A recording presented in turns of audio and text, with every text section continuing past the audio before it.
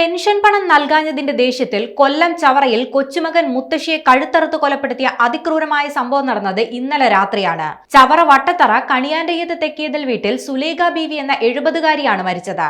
സംഭവത്തിൽ കൊച്ചുമകൻ ഷഹനാസിനെ ചവറ പോലീസ് കസ്റ്റഡിയിൽ എടുക്കുകയും ചെയ്തു.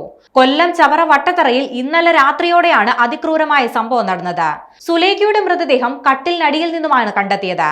കഴുത്തറുത്തായിരുന്നു കൊലപാതകം നടത്തിയത്. കൊല നടത്തിയതിനു ശേഷം മൃതദേഹം കട്ടിലിനടിയിൽ ഒളിപ്പിക്കുകയായിരുന്നുവെന്നാണ് വിവരം. സംഭവത്തിൽ കേസെടുത്ത പോലീസ് യുവാവിനെ കസ്റ്റഡിയിൽ എടുക്കുകയായിരുന്നു.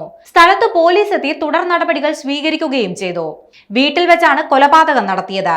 സംഭവം നടക്കുന്ന സമയത്ത് ഷഹനാസും സുലേഖ ബീവിയും മാത്രമായിരുന്നു വീട്ടിലുണ്ടായിരുന്നത്. ഷഹനാസിന്റെ മാതാവ് പുറത്തുപോയ സമയത്തായിരുന്നു സംഭവം. മാതാവ് വീട്ടിൽ തിരിച്ചെത്തിയപ്പോൾ മുത്തശ്ശിയെ കാണാത്തതിനെ തുടർന്ന് ഷഹനാസിനോട് ചോദിക്കുകയായിരുന്നു. തുടർന്ന് നടത്തിയ പരിശോധനയിലാണ് സുലേഖ ബീവിയെ മരിച്ച നിലയിൽ കണ്ടെത്തിയത്. ലഹരിയുടെ പുറത്തുള്ള കൊലപാതകമാണോ നടന്നതെന്നടക്കമുള്ള കാര്യങ്ങൾ പരിശോധിക്കുന്നുണ്ട്. യുവാവ് സ്ഥിരം പ്രശ്നക്കാരനാണെന്നാണ് നാട്ടുകാർ പറയുന്നത്.